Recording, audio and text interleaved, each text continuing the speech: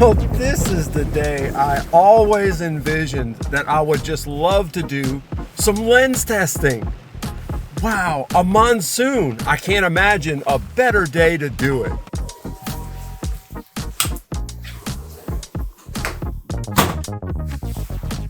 Well, this is what we got. This is the lens I'm going to be talking about today, the Canon RF 1.8 50mm lens, the Nifty 50, the Plastic Fantastic. It has a lot of fairly negative names, but I think that's a little unjustified. Okay, first thing is I don't own this lens. As you can tell, this is a rental lens. I rented it just to do this video, not sponsored, because I think this lens has a place in almost everyone's camera bag who is not looking for a top-line professional lens. Well, if I think everyone should have it in their bag, why am I renting it? Why don't I own it? Well, it's pretty simple, really. It's because I already own this guy, the EF 50mm lens. And I've had this lens for a long time. As everybody knows, this is a very old lens. So I haven't bought this lens yet because I kind of wanted to see if there's a reason to or a different. This is a 1.4 lens, so optically it's a little bit better, but you know, it's 25 years older at least. So maybe there's something to think about here. I don't know. We're going to find out.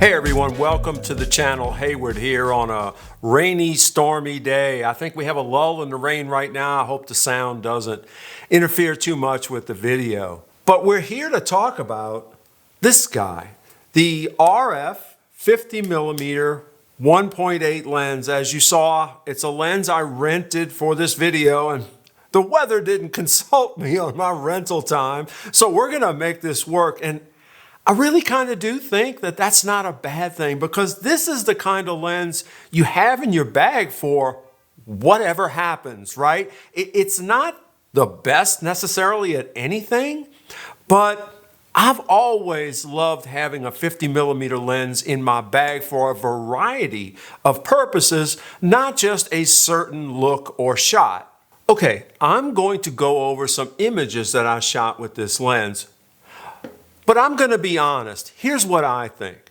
I don't think you've come to this video looking for a black and white, technical, scientific review of this lens. At the price point, what is it, $150? I would be willing to bet that's not what you're concerned about. My thought is what you're probably most concerned about is it worth it? Are you going to waste your money? Is the even $150 you would put into this lens too much for it? Will the images embarrass you? Am I wrong? I think that anyone looking to make a purchase decision on this lens cares about those questions, not the lab specs on what this lens can do. Everyone knows this is an inexpensive lens. They're not expecting it to perform up to the f1.2L lens. It's not going to. But can it do what you really want and need it to do? That's what I'm going to talk about in this video. All right, so let's start with the pros and cons of this lens. By far, and I've already alluded to it, the biggest pro of this lens is the price. This is the most inexpensive lens in Canon's lineup, $100.50.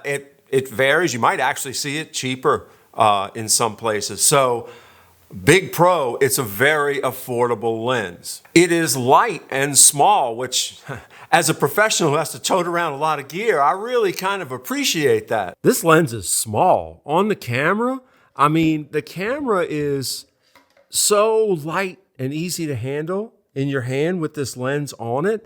Definitely the smallest lens I've ever put on it. And that's a real plus. This would be a great street photography lens. I mean, clearly it's probably pointed to that, but if you want a small lens on your camera, boy, you've got it here. Let's talk about the quality of this lens. For $150, you're not going to have a lot of high expectations. Of course, there's a lot of plastic. You got probably some plastic elements. Again, there are a lot of videos out there that will go chapter and verse into everything in the structure of this. The inexpensive f1.8 lens has been a tradition in the Canon line for a very long time. And this is just the latest iteration of it.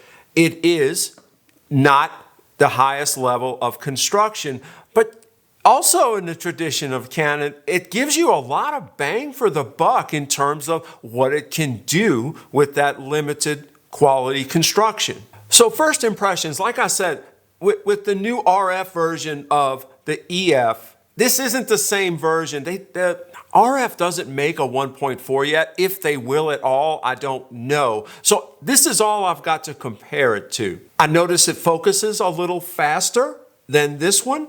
It's a little quieter than this one. This is an old lens. It's a 1.4, so the optics are probably a little bit better, but still, having said that, you got a lot of advances going on in today's technology. So, man, when I put it on the camera, I really like it.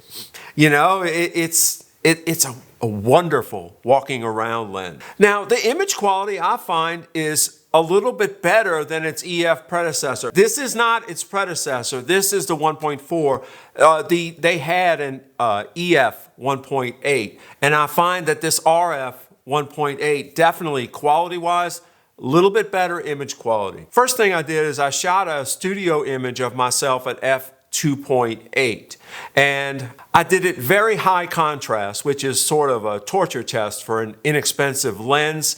Contrast is one of those things that inexpensive lenses don't do well. I'm gonna tell you what, it doesn't compare to my L lenses necessarily, but I could sell that image, sure. If a client wanted a headshot, yeah, it's good enough for that. If I put it next to an image done with a better lens, would you see the difference? Yes. If someone came in and just said, I want a headshot and I want to look good, and they weren't comparing it to something else, it's going to surprise you. It's pretty good. One of the things that you have to deal with an inexpensive lens is you have to help it. You have to give it proper light, proper everything. You don't want to stress test it and put it towards the end of its, extremes. Like I said, I shot this at f2.8. I didn't go to f1.8. I don't think I'd ever shoot a portrait at 1.8. A lot of photographers would. I'm not one of them. I don't like the depth of field being too shallow. So there you go. Here's a few more shots I did just having the lens on the camera. Couldn't get outside, as I said. So I just did some artsy, shallow depth of field stuff. And man, it's fun. It's a fun lens. There's nobody going to look at these images and say, oh, that's crap. That's no good. What are you comparing it to? Are you comparing it to a $5,000 lens? Or are you comparing it to a phone? It's going to blow a phone away every time because of the depth of field. Yeah, I know that's a low bar. I understand. But it's a $150 lens. Heck, my cell phone costs $1,000. You can get a camera with this lens that's going to blow a cell phone image away very inexpensively. Okay, so what's the downside? What's the negatives? Well, the negatives are also kind of the same as the positives. One of the negatives is the build quality, right? It is plastic. A lot of it is plastic. It doesn't have great build quality. And for me, the only time that really matters is if I'm tossing it around in a bag or if it's got to be exposed to the weather. I would never expect a $150 lens to be weather sealed, right? So again, what are your expectations? For the price, I think it's fine. I really do. Compared to an L lens, no. It's not metal. It's not weather sealed. I'm going to go back to what I said in the very beginning. I don't think anybody looking at this video is expecting a top-of-the-line lens. What they want to know is it worth it? Is it going to be something they actually enjoy and get some value out of? Unless you're throwing the lens around and expecting it to behave like a pro lens and take abuse, you're going to be fine.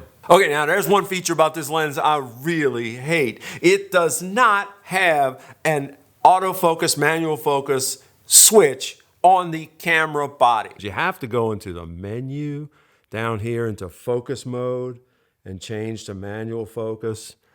That's really not a whole lot of fun, I'm going to be honest. That's one little thing that kind of annoys me about the camera. And once it's in manual focus. As you can see, the green spot in the middle, I can turn the focus knob and get it to happen. If I want it back to autofocus, I have to go back here and switch it to autofocus. Not a fan, but again, it's a very inexpensive lens. Okay, optical quality.